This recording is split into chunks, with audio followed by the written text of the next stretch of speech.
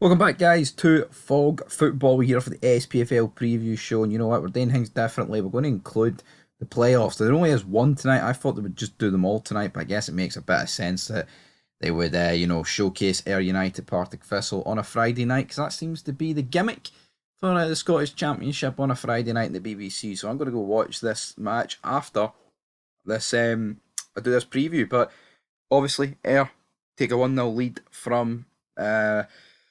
I mean, from Partick, but it's going to be tough. And obviously the game is a couple of minutes in. I'm going to go Ayr. I'm going to go Ayr 2-1. So Ayr will win 3-1 on aggregate. That's what I'm going to go. So into Saturday. Right, and we'll do the lower games first, right? Airdrie defeated Stenhousemuir 3-1 earlier on this week. I'm going to go with Airdrie to win. You know what? I'll go matching scorelines. I'll go 3-1. Two 3-1s to see Airdrie through. Cove Rangers versus Queen of the South. 0-0 in the first leg, all to play for. But when I see a team that's got Rangers in it, I'm gonna back them here. So I'm going to go Cove Rangers 1-0. Right, into League One playoffs, we've got Ann Athletic against Elgin City. Gonna go. Gonna go.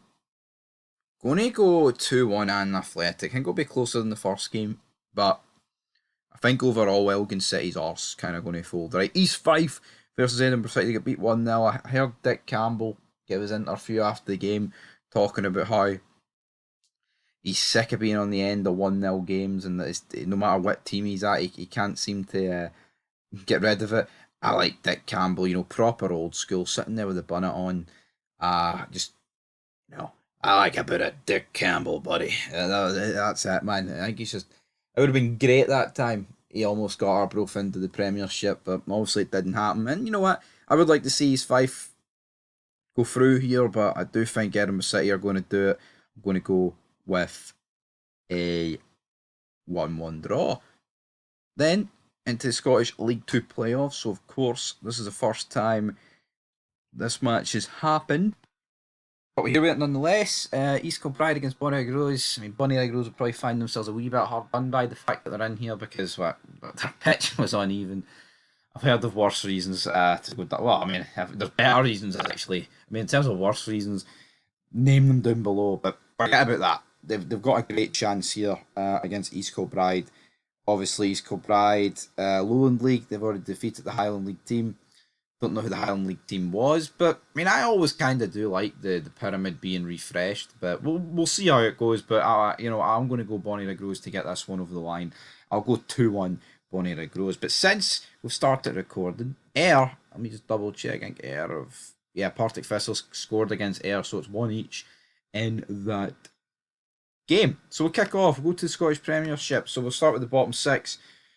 Hearts are safe, aren't they? So are Motherwell. I mean, it's not a dead game. I mean, there is talk that Derek McInnes, once this weekend's over, is going to take over at Hearts. I just don't really understand it.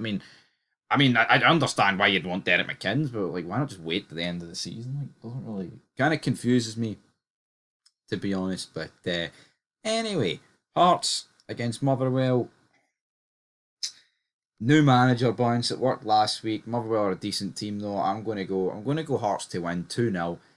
I mean, I couldn't tell you when was the last time Hearts even won at home, but maybe it wasn't that long ago. But I feel like we bring it up every video, folks. I just do not understand the hype.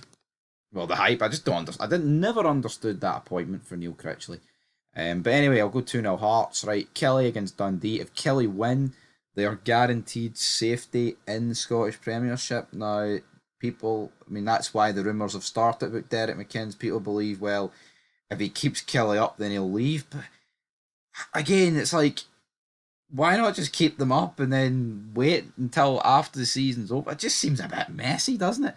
It's like I don't really see who it benefits because, like, if McInnes comes in, right, and say, for example, loses, right, the 2 matches he's got left with Hearts. I don't think he would, right? But say he does, that does not put you in, a good way going into the next season. There's already going to be people asking question marks, and I get it. You can't just live in the past, but for me, I would almost would almost kind of avoid that from a Hearts perspective, but they're doing whatever they want to do, and I mean maybe if you just want to get Derek McKinn's tied down, but I'll be interested to see what happens with Derek McKenzie going to Hearts because I look at it and it's quite similar to the Aberdeen job, and of course that's where his best managerial spell really happened, wasn't it? But in terms of Derek McKenzie's team on Saturday, I'm going to go.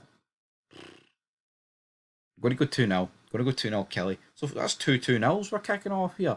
Then, right, this is a 6-pointer. If there's ever been a 6-pointer, it is St Johnstone against Ross County.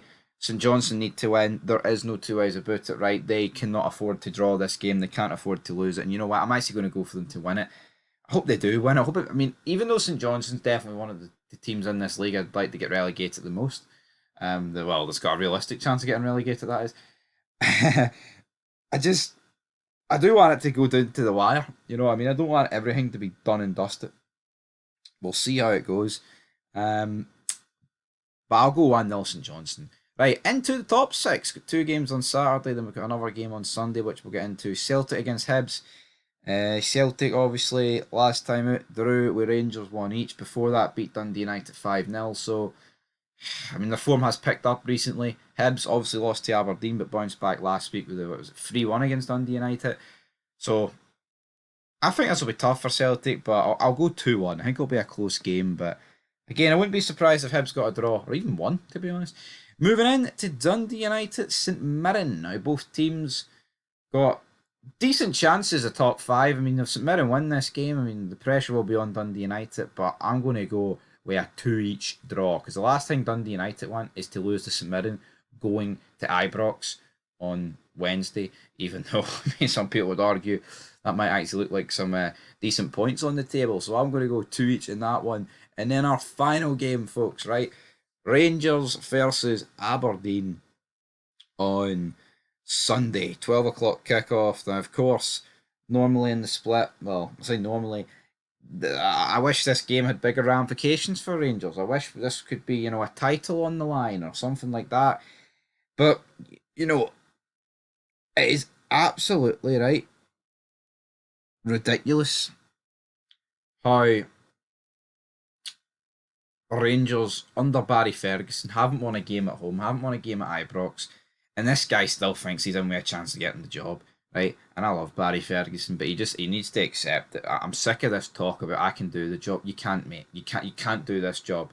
And people will go to the players, right, and see this group of players. Are they awful? Aye.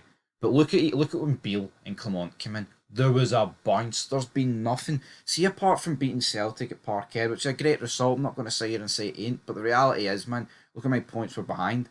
It wasn't a crunch game or anything like that. And the Fenerbahce game, well, that was brilliant. We won away, and that got us through to the quarterfinals of the Europa League, right? But how can we even be considering appointing a guy that can't buy a win in the league and concedes 2 goals a game? It's the... I'm sick of talking. I feel like I'm going blue in the face talking about it. But anyway, will Rangers win this game? Well, here. Massive chance to put a dent into Aberdeen's chances for third. But at the same time, with Hibs playing Celtic, there's a massive chance for us to put a massive incentive into Aberdeen's hands, because there's a real chance Celtic beat Hibs.